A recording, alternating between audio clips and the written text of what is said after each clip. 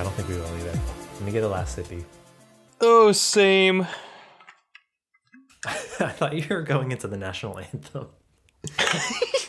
You said, Wow. Oh, same. Yeah. No, we will never open the show with the national anthem. Are you sure? I know how much you love America. It depends if we're ever like, if the content of our episode is the big sports game. Mm-hmm. Did you hear the game happened yesterday? Yeah, the Birds. Did they win?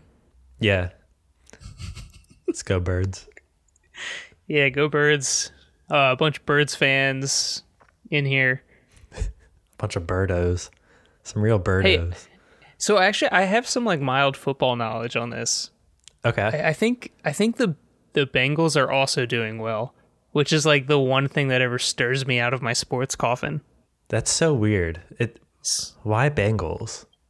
Because when I was young, I got mighty sick, and all I had to play was Madden 2004. Mm-hmm.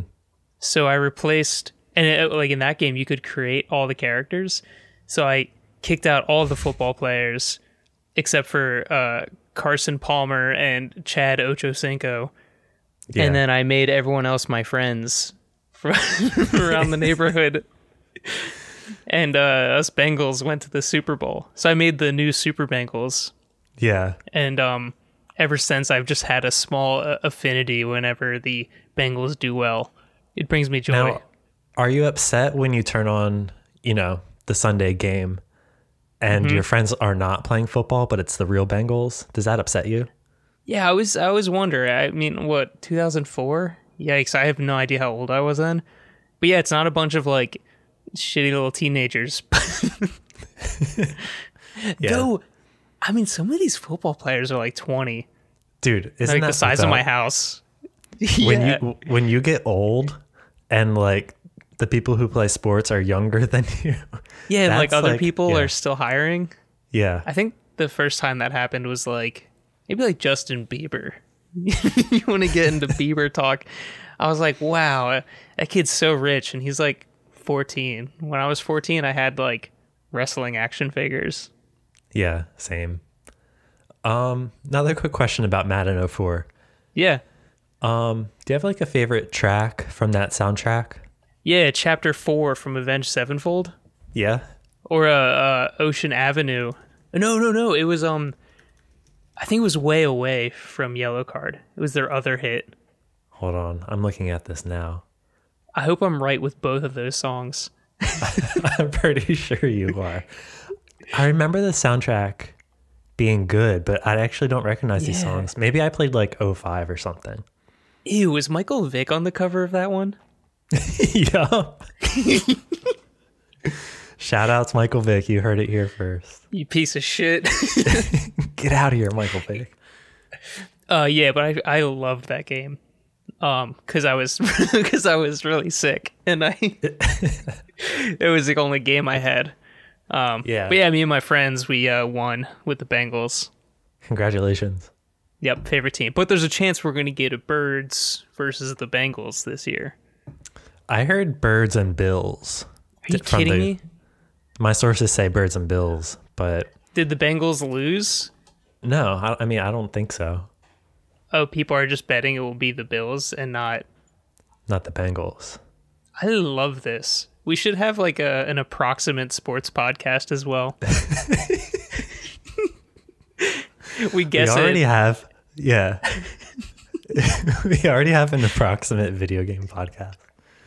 My entire knowledge of sports is based from Madden 2004. This sounds like a really good idea for a podcast, actually. Yeah, is Donovan McNabb still playing? Is he the quarterback of the Eagles? Donovan McNabb. Yeah. I had a Jerry Rice jersey when I was a kid. All right, so you're not wrong, I think. Like, I remember being a kid and liking football teams for like the most random reasons. Mm-hmm. Like, I happened to get like a hand-me-down Oakland Raiders jacket, and it's like suddenly I'm like a Raiders fan. Yeah, I think the Jerry Rice jersey he played on this whatever the San Francisco team was. Niners. Miners? Yeah. The guy had a Broncos jersey too. I don't know who that was though. Dude, I had a Ricky Williams Jr. jersey. Whoa. Okay. He played for the Dolphins, and I'm like, I've never been to Florida in my life. Oh, they got a good color scheme though. I would like that jersey. Are we googling the Ricky Williams? No, I just remember the Dolphins. Yeah. I had an Allen Iverson like basketball jersey too, and his shoes. And I never played basketball in my life. All right, that one makes sense though. Does he still play? Actually, I think he plays in some like Turkish basketball league. Are you kidding me? No. Or maybe he did after he left the NBA. Whoa. Okay. All right, dude. We're not talking about Fire Emblem anymore. This is an approximate sports podcast. Yeah. So we covered football, a little bit of basketball. Did you have a hockey team? Who's your favorite hockey team? Those games were good too. Dude, like freaking I remember I used to watch the Devils versus the Flyers, and like that beef between Scott Stevens and Eric Lindros. Approximately what year do you think this was? I'm gonna say that was 1998. I think I just like the Flyers. I was like a pretty normie hockey kid. I think I'm like spot on with this Scott Stevens knowledge on the Devils.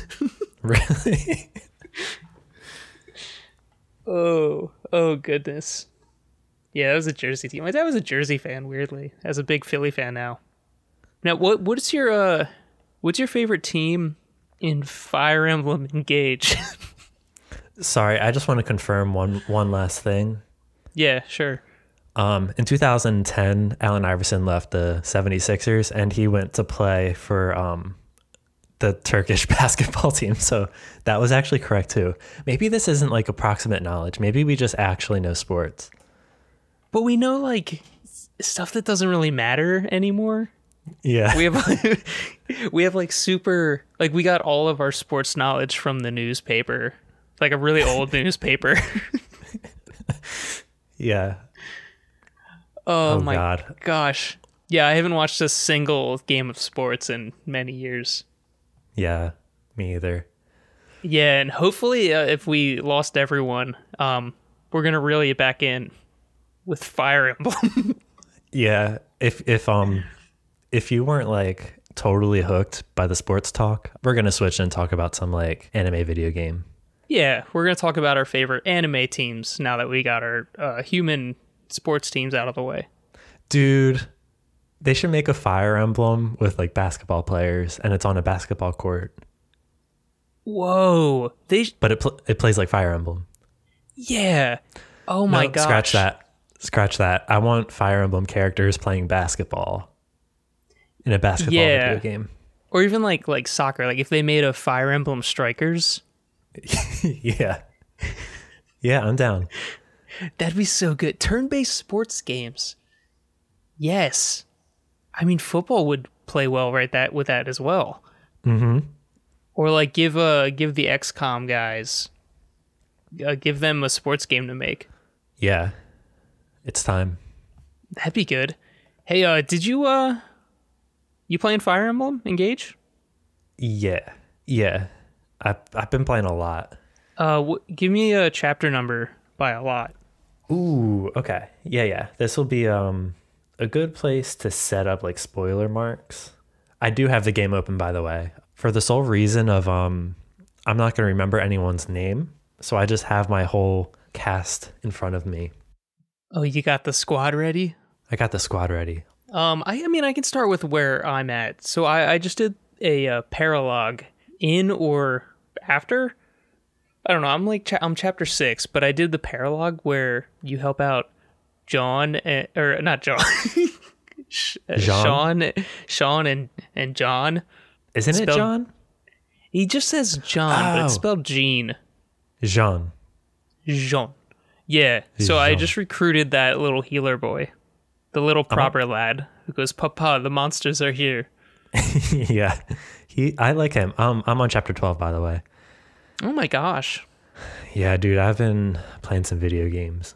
You so how do we even start talking about this thing? So we shouldn't get past chapter like 6, even though there's like huge things that happen in the beginning of the game. Maybe before we talk about any spoilers, we can talk about like the thing holistically, and then later on, if we want to talk like specific characters or plot points, we can put on like a chapter 6 spoiler mark. Okay, yeah, just if we have to really touch on any story beats. Yeah. By holistically, do you mean like, are we talking game feel? Are we talking about that? Does it smell like Fire Emblem? Yeah, I think all of that's on limits. I think whatever they showed in trailers, like they showed off the hub area, so maybe we can talk about that. Okay, they showed off the hair color. The hair color. Yeah, I guess that's it. Yeah, let's go from the ground up. First off, when you start this game, the intro song kicks off at like 2,000% volume. You mentioned that. You put like a jump scare warning in the Discord. Yeah, I put headphones on. And that thing just ripped. Yeah, they should give you a heads up. It's no Fire Emblem Three Houses opening. That song is incredible. I'm gonna have to go back and listen to these.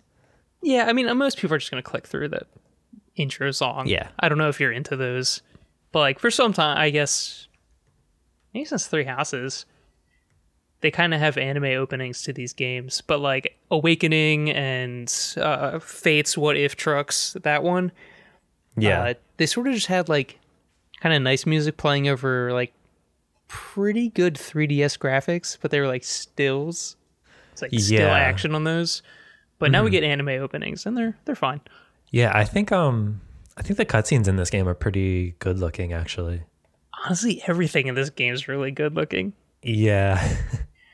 Yeah, I mentioned this. I forget how I worded it in our Discord, but it was like, you know, we got all these other games, Arceus, Xenoblade 3, Fire Emblem 3, Hopes and Houses.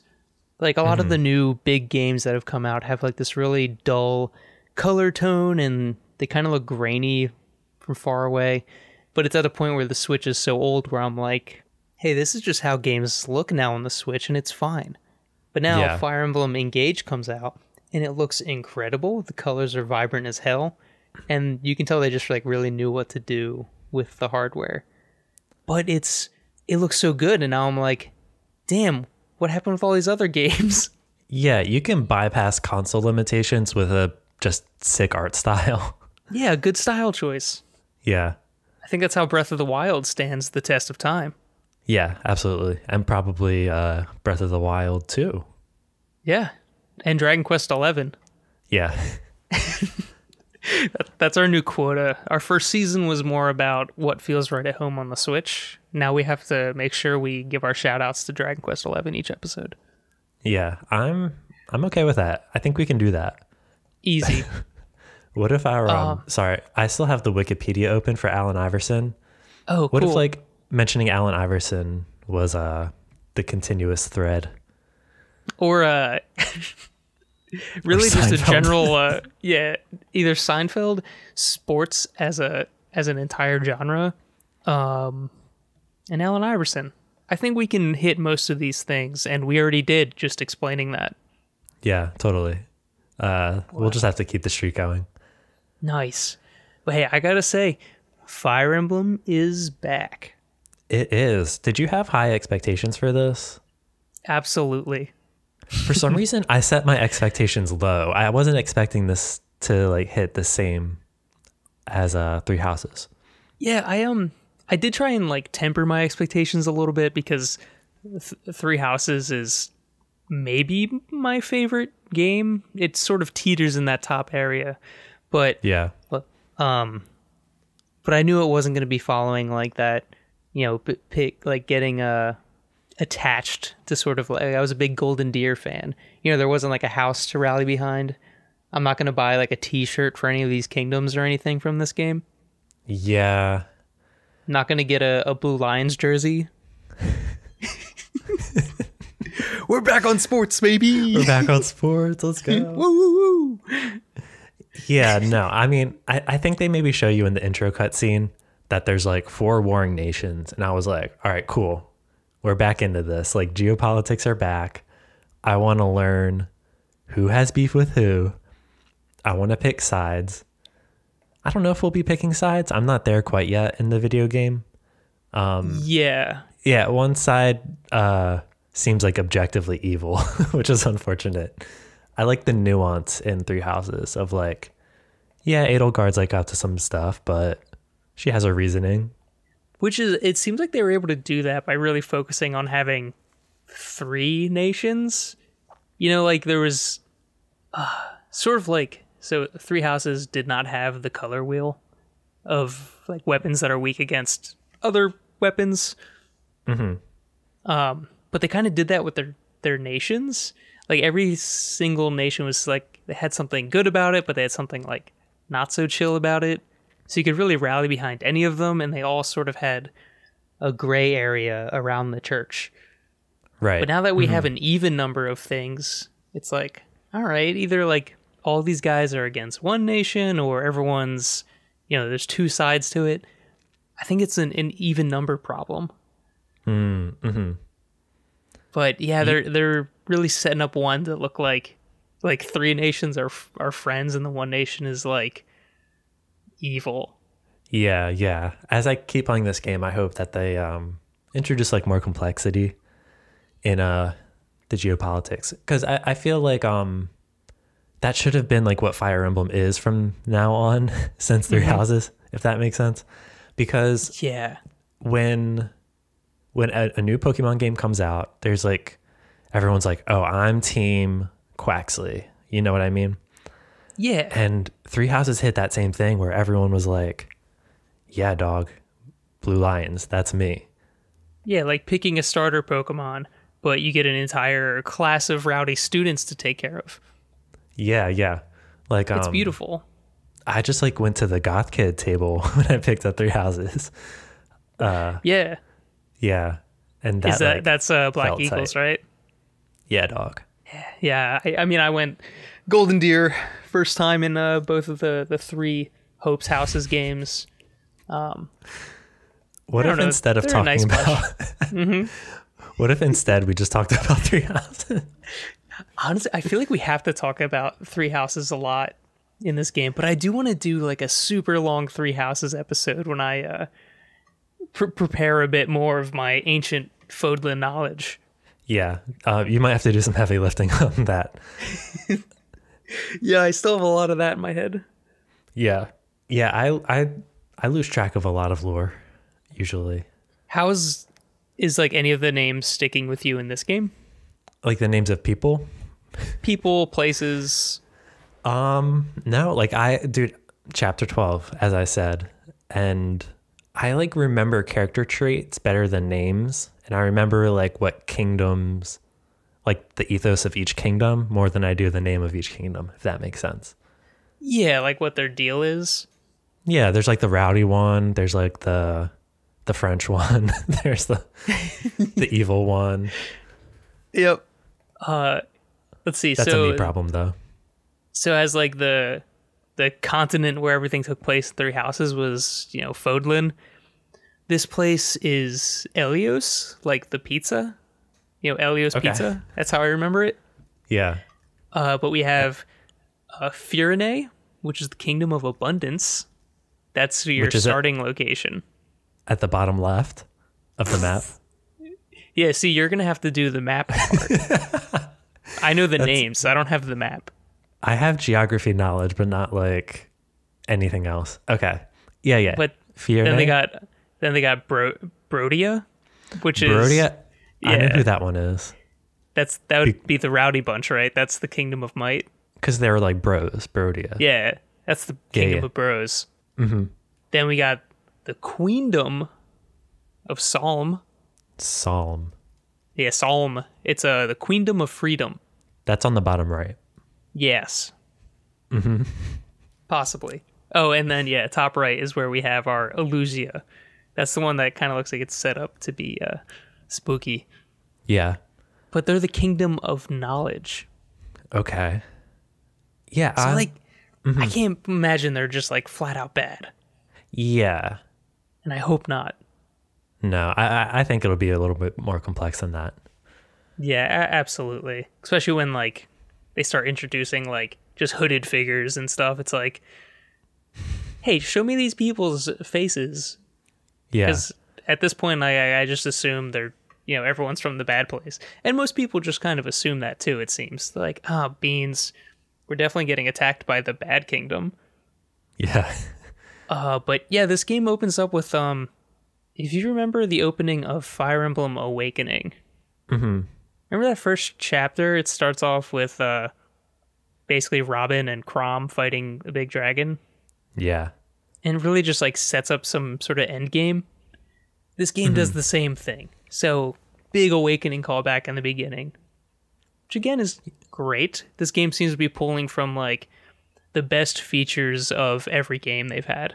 Yeah, I definitely think that's true. So that initial battle takes place like 1,000 years in the past, right? I believe so, but I think there were some familiar faces. Yeah, I noticed that too.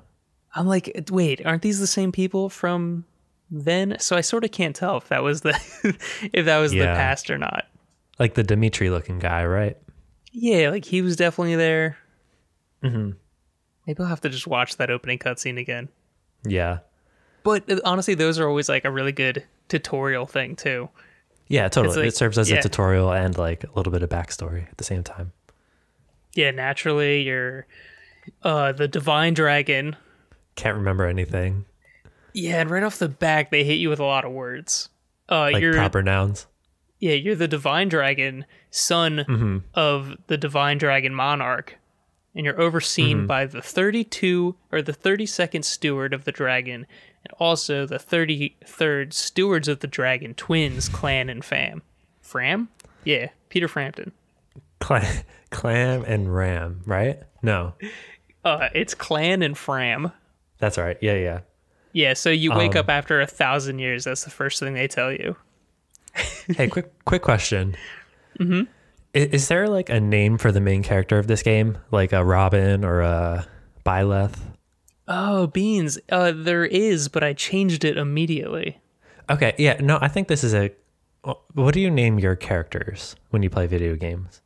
In most of the like RPGs I play, I usually go with Jinbei, which is the helmsman of the One Piece crew. He's the big blue shark man. Mm-hmm. Okay, no, that's tight because everyone will refer to you as Divine Dragon X, you know? Yeah.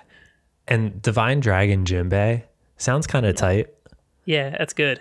I play video games as my name, which is Richie, and Divine Dragon Richie is like...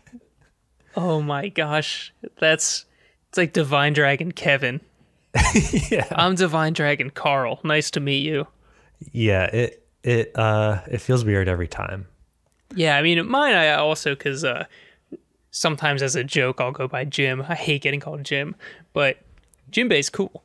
Yeah, it is cool. Yeah, so Divine Dragon Jinbei, which is that checks out, but it's still funny because your character actually like sort of definitely from like Three Houses, you don't have any dialogue, but in this one you're like, hello there, I'm the Divine Dragon, but like the text box says your name.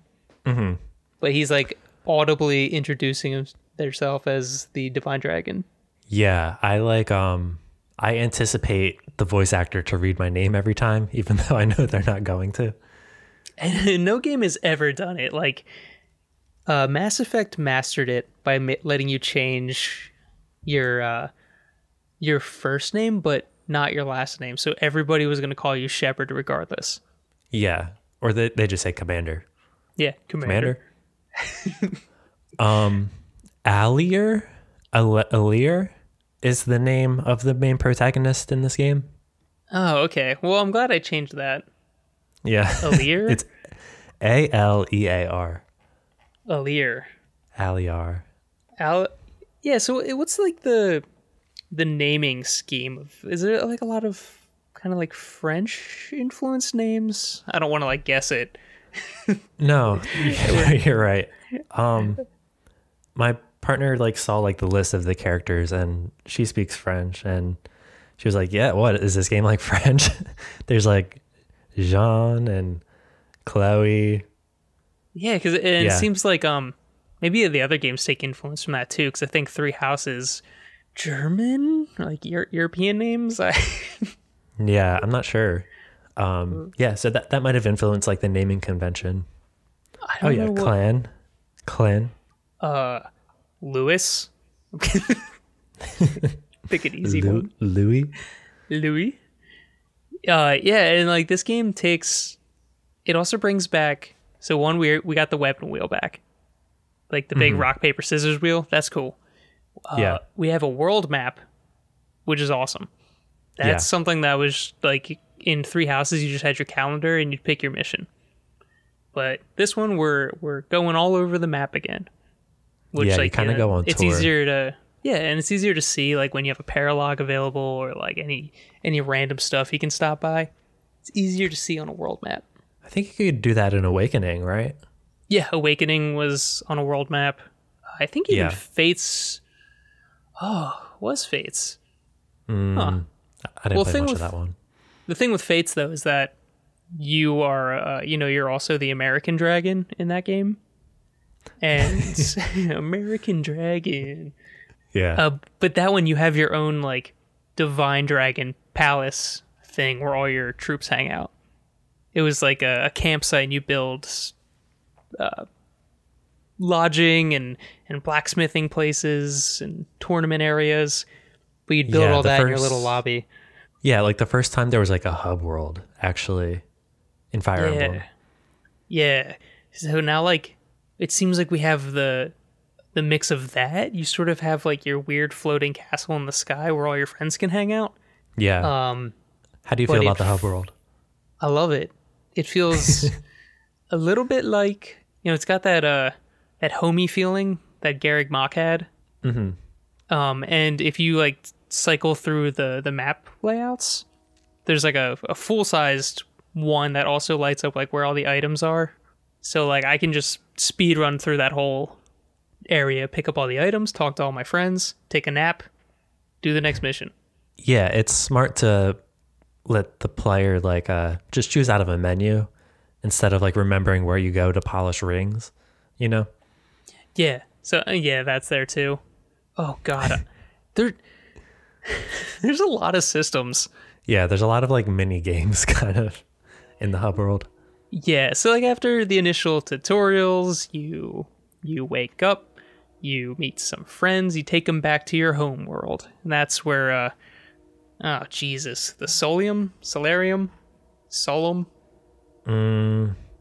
The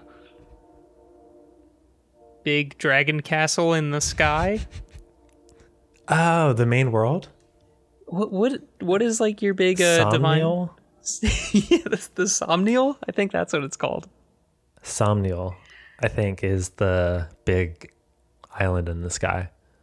Yeah. So once you get there, it's sort of like most of the doors are locked your first time there, and they slowly unlock as you get further in the story, which is good because it'd be overwhelming as hell. There's like a lot of doors, a lot of like mechanics. There's a gacha game in there. There's that's the ring thing. Yeah. The duplication. Have you been Jeez Louise. Yeah. I guess the other talking point of this game, the engage part we forgot about. Yeah. You wear rings of heroes from previous Fire Emblem games on your wedding finger. Yeah, and it gives you like a persona / like JoJo stand of that character. Yeah. How did you feel that you were immediately engaged to Marth? I wish you could have picked your ring like a starter Pokemon. That would have been cool, actually. That would have been so tight. It's like, son, you've been sleeping for so long. I have 3 rings here. You and your 2 friends each get one, and you pick your starter, and then like someone picks one that's weak to you, oh, that'd be great. Which ghost do you want to marry? It would have gone with Ike. I would have gone with Marth still. Yeah. I mean, Martha's Anywho. cool. And I'm like pretty beefed up. I'm like the rank 10 bond with Marth. Yeah, I spent all my my bond points. My I bond have fragments. your James Bond points. I've been forgetting to spend my bond points. I have like a surplus. Yeah, so What do I do with them? Yeah, this stuff is kind of hard. So everybody, like, there's 12 hero rings in the game. So 12 big Dragon boys. Balls. Yeah, 12 Dragon Balls. That's where you get your big boys. You get your Marth, your Roy, your Ike, your Celica, your Lucina. Sigmund, or whatever the hell his name. Yeah, Lucina's out there. So they're all in there. You can get their rings. But then as you're questing, you'll just start getting this currency from everything called bond fragments. Yeah. And there you just have to take them into the ring room, which is like in the cafe, I guess. Just so random.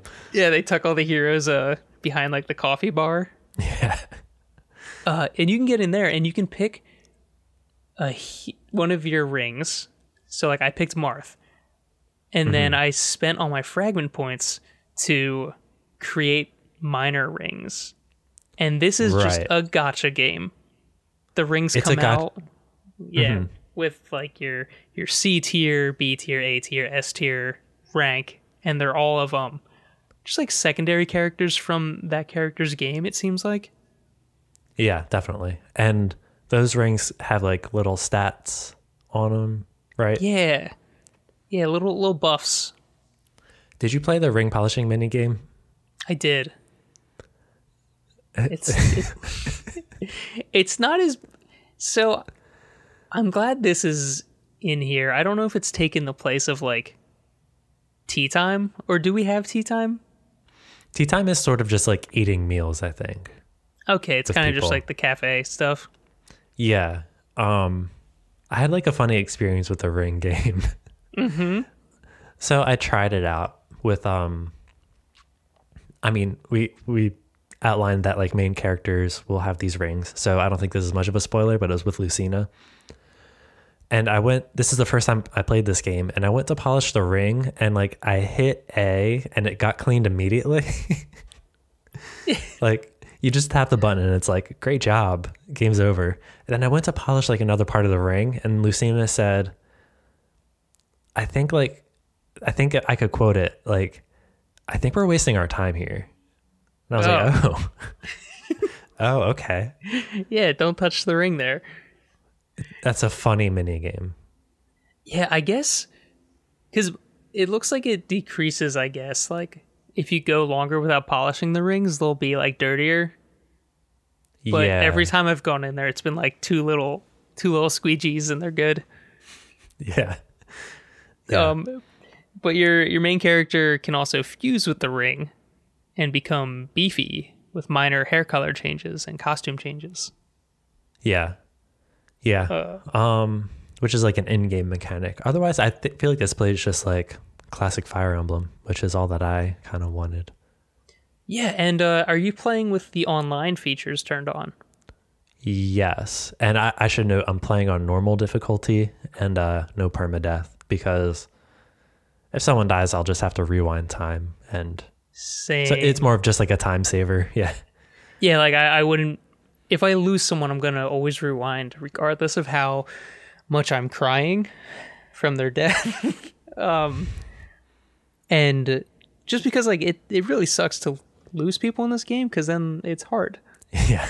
I need all the weapons. Yeah. But the online features add a nice little sting to it, because there's like, on spots where like a bunch of enemies were killed, if you are able to wait on one of those spots, you'll get like a heck ton of XP. There's other spots where like heroes were killed a bunch, and if you wait on that, you'll get an item. Yeah, and it almost kind of serves as like a Dark Souls bloodstain in a way. Yeah. Because like if you see like a bunch of them in a specific area, it's like, oh, I bet like maybe reinforcements will be called. Yeah. Yeah, and it's nice that it kind of like it adds like a secondary challenge to the field. And so far the maps are more complex than anything from Three Houses, which I know was like a big complaint about that game. Like too many open fields? Yeah, too many open Kind of. fields were in Three Houses. There was like, the Blue Lions towards like the very end of their game, they had some pretty difficult maps. But other than that, everything was kind of a straight line with like occasionally a turret in the middle. But Right. no, this one seems like plenty complex enough. There's like enemies coming from all sides. You got to split up the party. It's good stuff. You got to use your noggin. Yeah. And just like moving around the board feels incredible. Like it's like ice skating. It's super smooth. Yeah. Good game feel. And like, who do you have assigned to each ring? Like right now, I'm just kind of keeping it like in what I think is canon. So like, I still have Marth. The softer Dimitri character has Sigmund's. I don't know. He's from an older game. Yeah, I almost wish I knew more about like the character traits of a lot of these emblem rings, which I keep, every time they say that, I just read Elden Ring. My Elden Rings. Yeah. Yeah, Alfred's ring. And then Celine has Celica. Celine. Oh, That's the sister of the Little Prince. Right. Should we put up like a little spoiler wall here? Yeah, I where guess we can just talk like general characters. Yeah, general plot, like early plot setup spoilers. Yeah. Hey, spoiler warning. We're gonna Spoiler warning. We're gonna attempt to say some names Yeah, definitely. like Lewis Yeah. and Boucheron. Boucheron, I don't know what his name is. That's like a nothing character. I keep him like really far away. Same with Lewis, to be honest. Yeah, but and sucks because Lewis is like he's like a tank boy, and his eyes are closed. Yeah. So I'm looking at my character list now, and I don't know who you have and don't have yet, or who you've met. Okay, so I only have up to Jean. Okay. John. Okay. Yeah. So it's all like the Faraday characters, like Alfred, Boucheron, Edie, Celine, Louis, and Chloe. And Alfred. Yeah, Alfred. Okay. Where to start? I kind of liked that Vander's kind of like, I feel like there's been a Vander in every Fire Emblem since Awakening, starting with Frederick. Oh, Frederick was the best though. He's the best up to a certain point, right? Yeah. Really strong at the beginning of the game. I'm now reaching the part of the game where Frederick is kind of lagging behind because he's a little old. He's just a little slower. It's actually kind of smart that they they kind of express age through the mechanics. Like Vander doesn't really level up a lot. Okay. So I just realized that like in the prologue I was doing, Vander just hit level 2. Yeah. And I was like, what the hell? Like everyone else is like 8 or 9. And I'm like, I swear I've been using Vander in every fight. Yeah, I think it's the game saying like, hey, he's older in age, like can't teach an old dog new tricks. Yeah. But he's really strong in the beginning. Yeah, and he doesn't say the Frederick lines like pick a god and pray and that kind of stuff. No, unfortunately. Although there are still some really good, like, I think when critical hits land, the character will say something badass. Like whenever Edie, the archer, nukes someone, she's like, guess I need more weight. Yeah. It's my favorite. It's the resident beefcake of the team. The new Raphael. Yes. Though it seemed like between Edie and Chloe, or is it Chloe? Damn. I'm not good at pronouncing, because they're kind of simple looking names to me, and then probably saying them all wrong. Well, there's an accent line over the E, so I feel like it's like Chloe. It's Chloe But for the sake of the podcast. I think it's Chloe. I think we say Chloe. We say John. Yeah, We John. say- That's because we're from Philadelphia. That's John. Yeah, that just comes natural to us. John Claude. John Claude Van Damme. But like, it seems like between Edie and Chloe, if they were melded together, they would just create Raphael. It's like One Raphael. yeah, Chloe's the one who's just, like, her whole characteristic is I eat food. Yeah. She likes to eat like she calls it folk food. Which is just like That's Raphael's hell. yeah. She'll eat like beef hearts and not make a big deal out of it. She on that carnivore diet. Yeah. She's the Joe Rogan of the That's low-key chill by me. Like if you're gonna not to turn this into a vegan cast, but like if you're gonna kill a cow, you might as well like eat all of it. yeah, like finish your dinner. Yeah, like finish your plate. So actually shout outs, Chloe. Yeah, you the MVP. The Joe Rogan of the bunch. that demotes her. But then but it seems like there's just like a few standouts in this bunch. Now for this bunch, I think this is helpful, but are there any like more like standout characters? Don't give me their names yet, but like does the cast keep getting better? Yeah, I'm so upset that I can't talk about like characters that I've met that you haven't met. Well, I think we're gonna have to do like a really long, in-depth spoiler podcast on this and all of Three Houses, obviously. Yeah, as well as like continual check-ins. Yeah, this is gonna be we're gonna have to do Dragon Quest check-ins too. That's just Square Enix finds us if we don't do that. Yeah, we get in trouble. I haven't played since Fire Emblem came out. I don't blame you. Yeah, no, there's like this one character that's like my new homie. Oh, you know? Fantastic. Yeah, no, there's good characters. Sorry, this isn't interesting because I can't say the names of anyone. Oh, but yeah, okay. So you'll there's meet some cool people. Nice. There's more to look forward to. Yeah. I think maybe the weirdest mechanic. So the ring polishing, sure, but you know, back in Fire Emblem Fates, you'd invite your teammates to your treehouse, and you could like pet them, like blow into the mic. That was weird, wasn't it? It was pretty weird. Blow into the mic? Yeah. What did that do? I don't know. They would just like They were just like wince. Like, why are you? Yeah, they're like, ooh, hello. Why are you blowing air into my eyes? But so in this game, when you take naps, almost like without fail, somebody's gonna come wake you up. Yeah. And it's pretty ominous at first too. Like a message shows up on the screen that's like, "Hey, somebody's entering the room," and they're like, "Wake up, sleepy! You did good on the field today. Goodbye."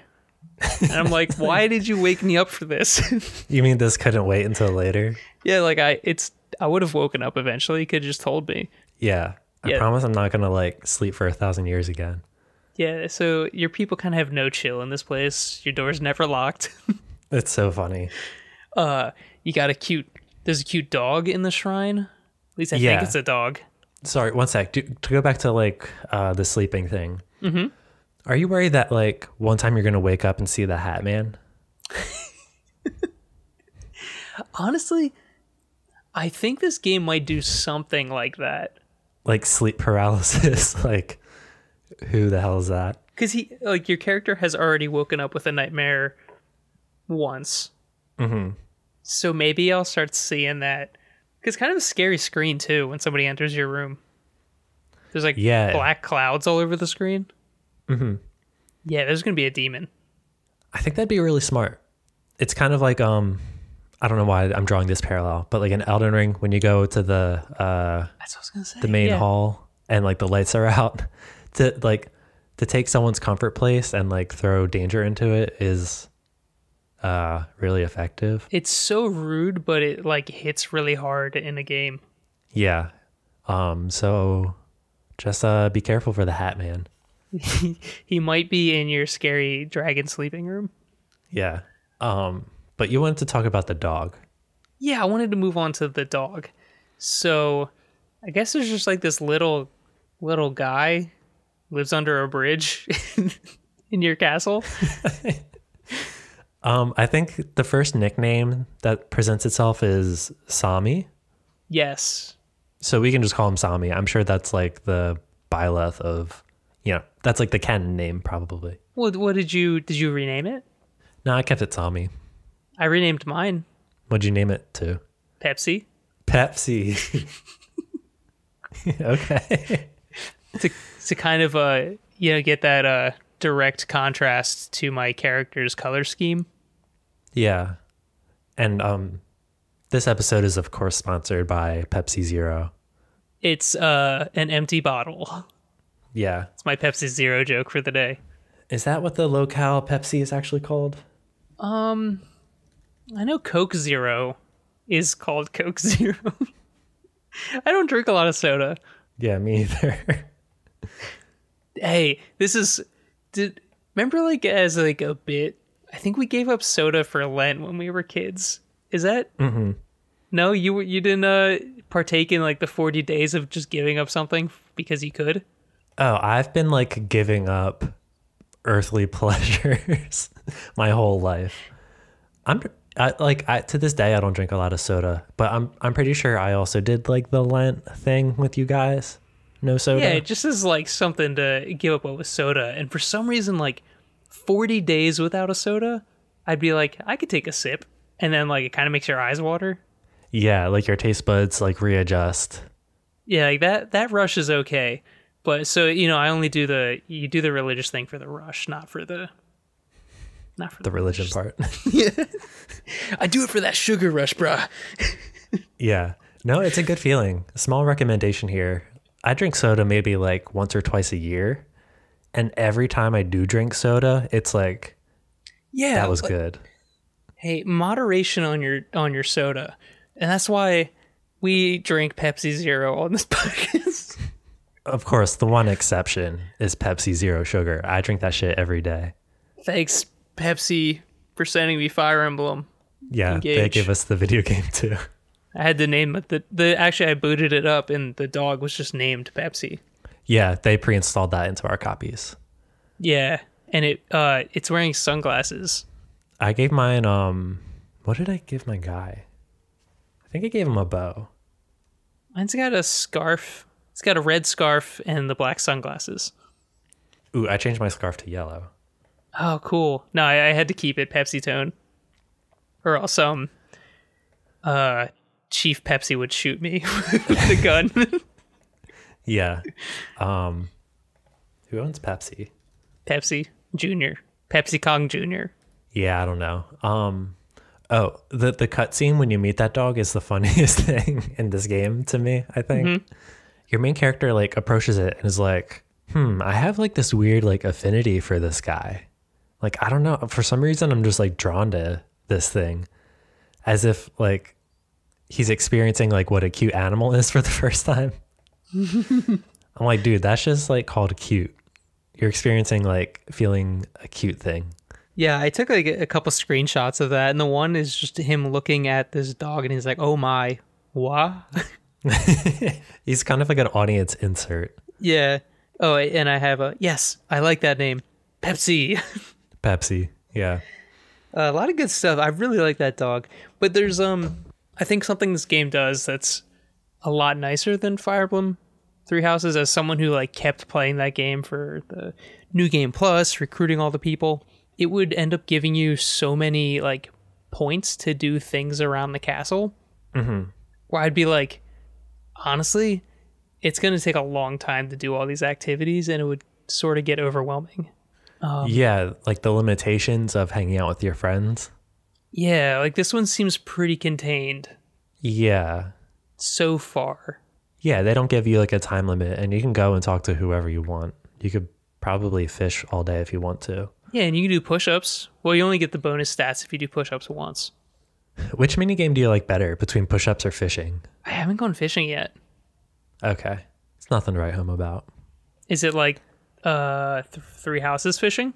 You know, I think it is. I don't remember exactly. You just have to like pull in the opposite direction of the fish. Ah, which I guess is what real fishing is probably like. I don't know. I haven't been fishing in a long time. yeah, maybe real fishing is like a bad mini game too. Although it sounds fun. I like the idea of fishing because Yeah, it's more so just like hanging out by a creek. with like thigh-high boots on, standing in the water.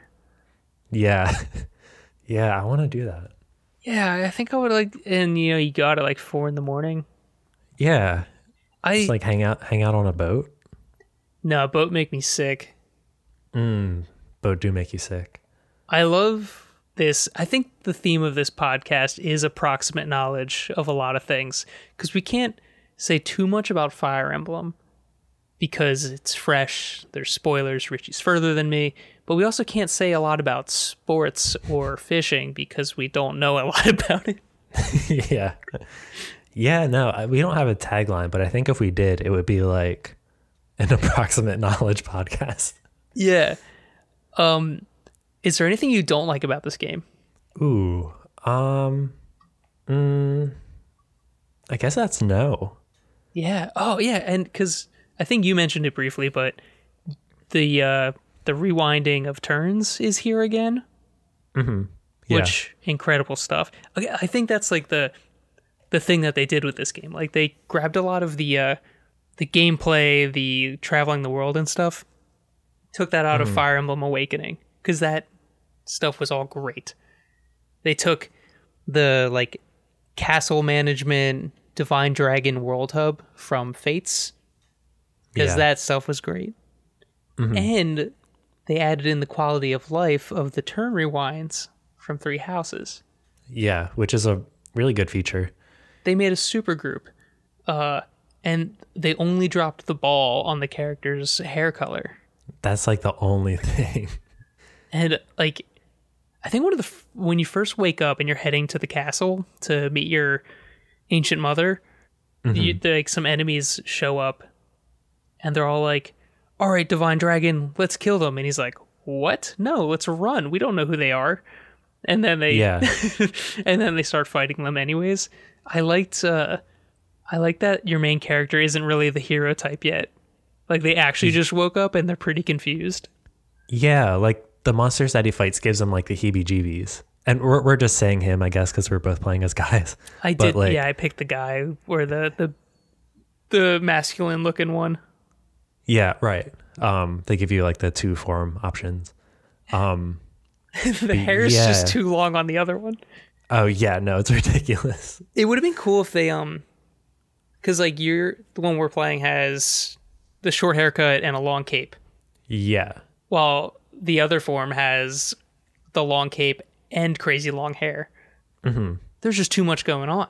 Whatever happened to like character customization? Couldn't you do that in like Awakening? Oh yeah, Wait. Awakening you had some freedom to it. You could pick your Awakening and Fates actually. You could pick your hair color and your face between like old and young and stuff. Yeah. But this time you're just playing as a character, which is kind of cool, right? Because in every other Fire Emblem game, you're kind of just like a blank slate. Yeah, and I guess that's the other trait they took.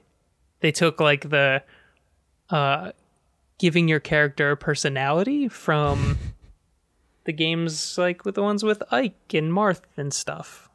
Right. Like before the Awakening. There's like before Awakening and after Awakening. Yeah, like it's BA and AA. Yeah, before no, you said it. Yeah. Got nothing better than that. Yeah. The main character kind of sounds like Elijah Wood. Oh yeah. Yeah, I am playing with English voices. Me too. It's just easier to like get all the information. Yeah, I briefly flipped to Japanese to hear the theme song again. Yeah. I still didn't really like it too much. It was okay. I don't know. Nice. I don't know what else can we touch on this game, at least at this point. I want to keep playing it. Yeah, I highly recommend it. My copy was going to be delayed like indefinitely, so I had to download it. But I got the edition that somehow there's already expansion pass, like DLC, all this crap that hasn't really even been announced yet. other than the fact that you can get Claude and Edelgard from Three Houses as emblem rings. But what if you beat the game before that? I think those two are already out. Oh, okay. So I'll have those. But mostly it will probably be like it's like with Three Houses, the Ashen Wolves expansion. That was just something you could play off to the side, like in the main menu. Okay, like you didn't have to start a new file?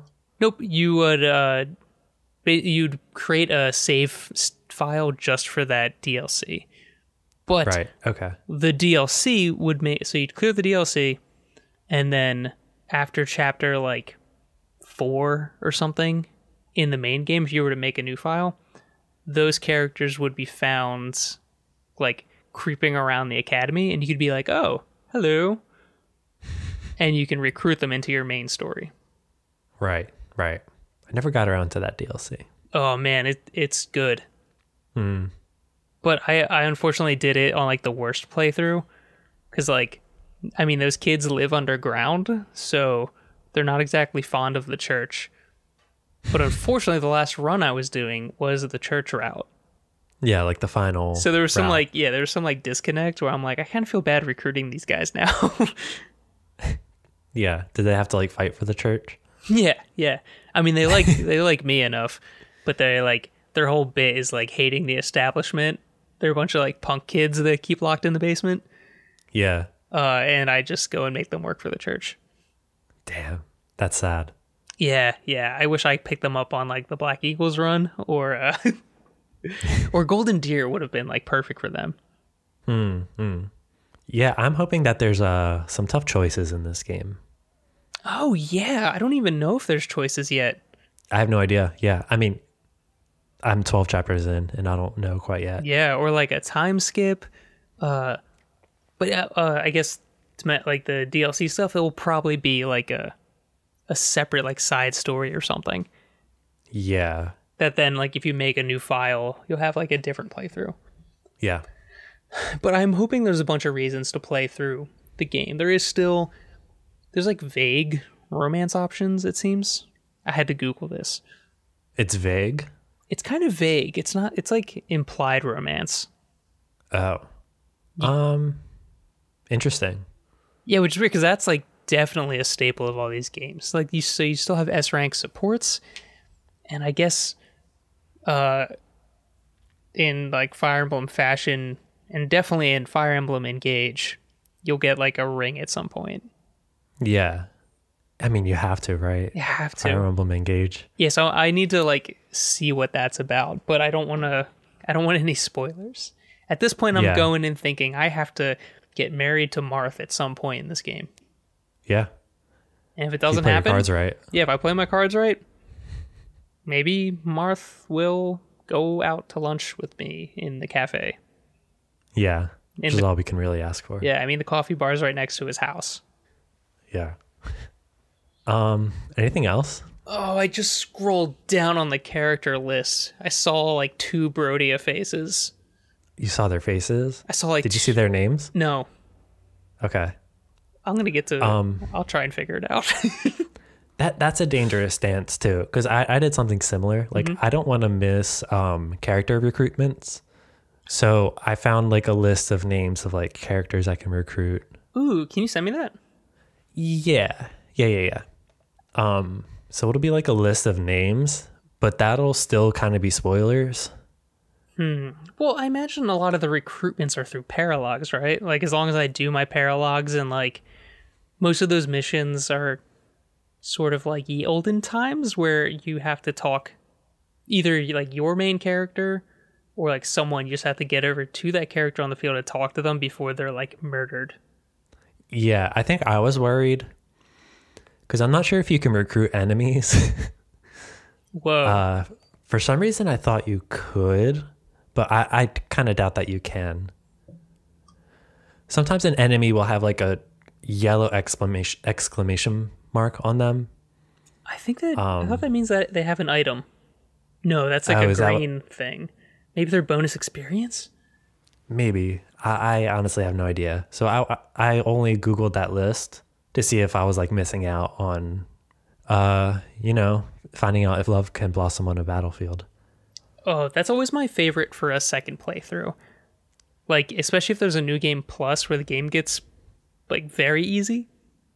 I'll just like throw characters on the field and I'll auto battle every fight. Yeah. Just to see, I'm like, ooh, who ends up together in like the 80s like rom-com slideshow at the end? Yeah. It's like, oh, he's now a lumber worker and happily married with 20 kids. Yeah. Dorothea ended up on Broadway. Love that stuff. Yeah. Yeah, especially when like it gives you like a loner person. You're like, oh, they didn't end up with anyone, but they're absolutely thriving. Yeah. They just like went to the woods and became like the happiest they've ever been in their life. Oh man, I want to play Three Houses. Yeah.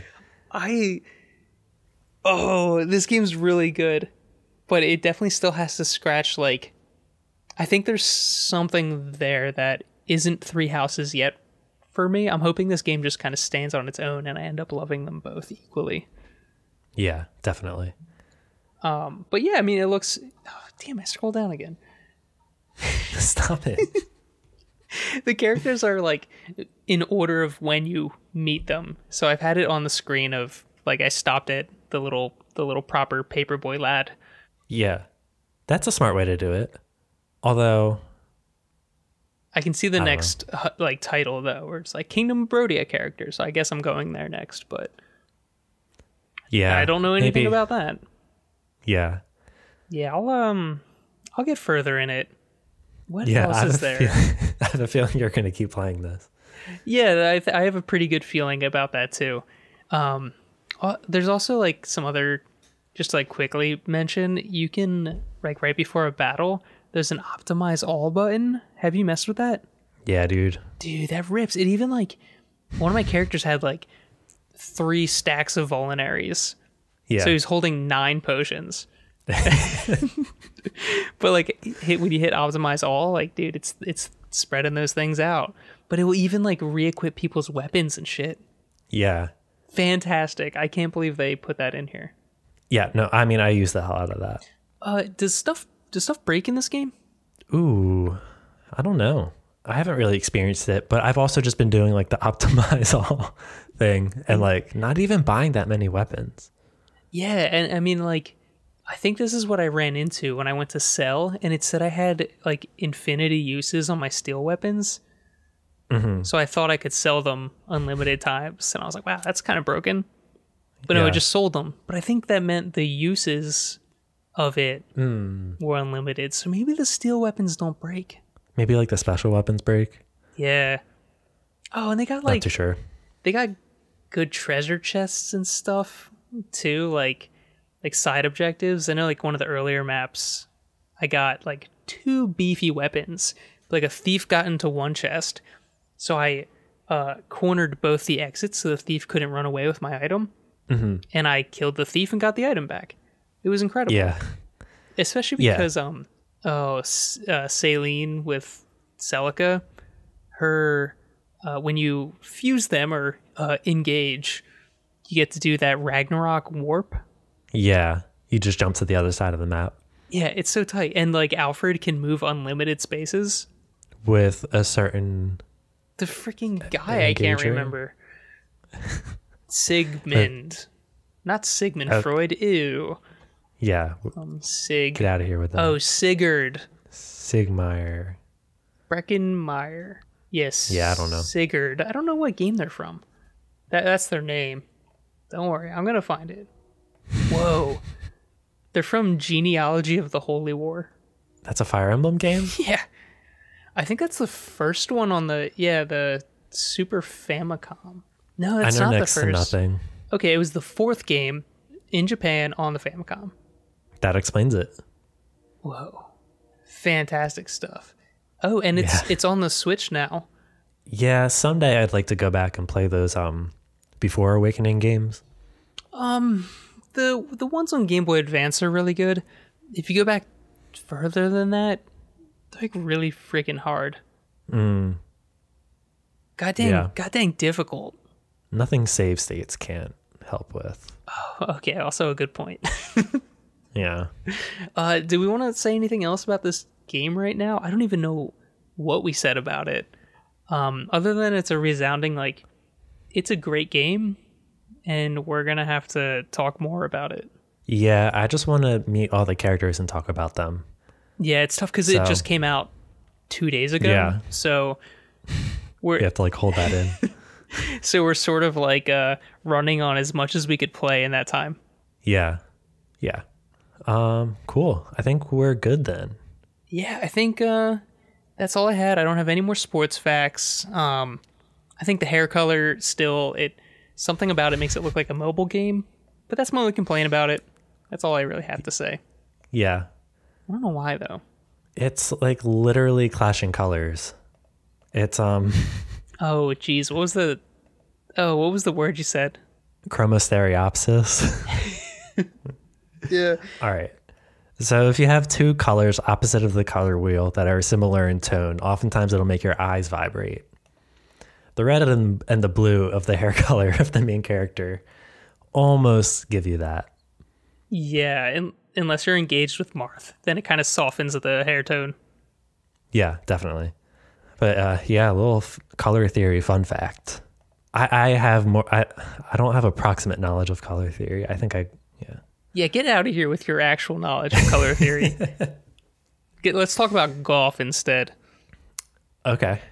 Hey, I went to Top Golf the other day. What's Top Golf? It's all right. So have you ever been to a golf store? Have you ever been to a bowling alley? Yeah. You know, it's like fun. You throw the ball at the pins. Yeah. So imagine you are in a 3-story golfing thing where everyone has their own lane. A warehouse? No, it's outdoors, and you're under like these huge heaters that just like block the outside cold weather. Yeah. But we're up on the 3rd story of this thing, and you're just smacking golf balls out into targets, like these huge targets that are all over like a big green field. And I guess the balls have little like chips in them. So like you swing your ball and you're getting points based on like what target you landed in. So it's like a giant driving range, but you're just swinging golf balls off a 3rd-story building. But they turned it into like a video game. Yeah, they gamified it. Finally, someone gamified golf. Yeah. So I guess it just made driving ranges not boring. Yeah. That sounds legitimately tight. It was honestly the most fun I've had outside of my house in a long time. Yeah. And like nobody goes there on a Wednesday. Where is that? It's off of Byberry Road. Like right after if you take Byberry and then there's the left turn onto Woodhaven. Yes. Yeah. Yeah, if you just don't get on Woodhaven and keep going down Byberry. This is for no one. Yeah. York Road to Byberry, skip the Woodhaven exit and go a little further, you're going to have Top Golf right on your right. I know exactly what you're talking about. Yeah, buddy, it's next to an Aldi. Yeah, it's actually and you can actually take the 1 as well. If you take the 1, Roosevelt Boulevard, hang a right. Go I-95 north, south of Roosevelt. Yeah, Roosevelt Boulevard, get off on the boulevard, take a left, take another right, you're at Top Golf. Yeah. While we're doing sports talk, I should probably say we're putting out a video about fighting games, but also fighting sports. Should release on Monday, which is, I think, after this podcast releases. Oh, it's before this podcast releases. So at the time of listening to this, you can watch the video. Yeah, check out YouTube. I want to keep doing like these little short form videos. I think tentatively I want to call them like snack sized ideas or like something like that. Just snacks. Just some snacks for you. But I had a lot of fun putting that video together. Yeah. And it should be on our YouTube, which is at GGA Podcast. Yeah, and you've got another video out there as well. Did we talk about that on the podcast as well? The little bee video? Yeah, you got more videos out there for people on the... Oh, is our YouTube channel GGA Podcast now as well? Yeah, I believe so. Fantastic. Yeah, both of those videos are for no one. I'm trying to find like the smallest intersects of like video games and something else. Before it was like Yoko Taro and Lil B, and now it's like Justin Wong and Conor McGregor. So honestly, I think you're finding this very beautiful through line through topics that should hit a bunch of fan bases. So I think if anyone's even a little interested in Lil B and Nier Automata, there's something out there for you.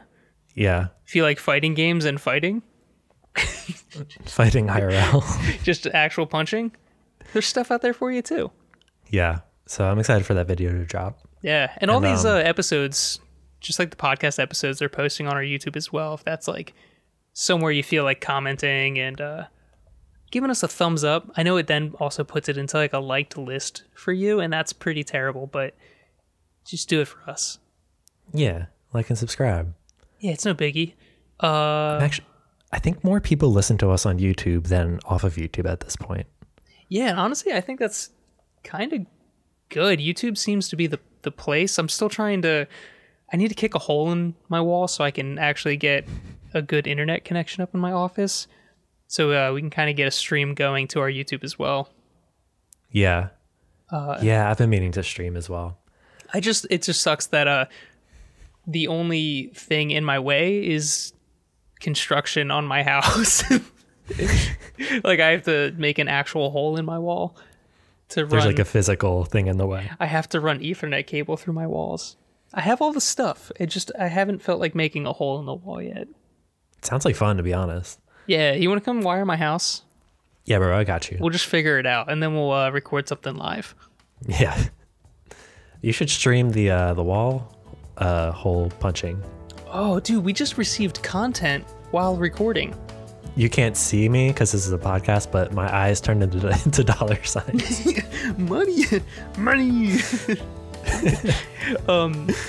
Yeah. I think that's it, right? Yeah, that's it, man. Sweet. Find me on Mastodon. That's yeah. Beastmo James at mstdn.games. And you can find me richcrudel.tumblr.com. Yeah, it's good. These are platforms we just tell people to play Yakuza games. Yeah. It's kind of funny that we picked these platforms because they're the hardest to like say our usernames for. Mm-hmm. Like on Twitter, it's like, yeah, at GGA podcast, but you have to say like MSTDN. Yeah, MSTDN.games. Which honestly, .games is so perfect for our brand here. Yeah. James.games. I want that. Yeah, that'd be good. That'd be so tight. But no, that's not it. Find us on the internet. We talked about this before. We thought about building a website, and the URL I want to get is ggapodcast.computer. Is it too many letters? I mean, I feel like most people will be able to type computer, though. I think it's just enough letters. Are you able to do .jpeg as the URL? I don't think so. There's like a specific list you can pick from. Okay, that makes sense. I'm glad that we're ending our approximate knowledge podcast on what URLs we can knowledge. Make. Yeah, and the URLs you can make. Yeah, I think it's just because there's like Fire Emblem is so fresh right now that my brain is absolutely scattered. Yeah, same. Yeah, but let's see. Episodes brought to you by Madden 2004 and Pepsi. Allen Iverson, the internet. MSTDN.James. You know. Lil B. Yeah, Lil B, Yoko Taro, Conor McGregor, Justin Wong. Thanks to all our super PAC donators for my campaign. Who are who? Who are they again? Ronald McDonald's, Grimace, the Hamburglar. Hamburglar has a lot of issues though, so. Yeah, you don't want the press to know about the Hamburglar. Yeah, so if you could just cut out the Hamburglar, I don't want anyone to know about where I'm getting my burgers. Yeah, we'll keep that a secret.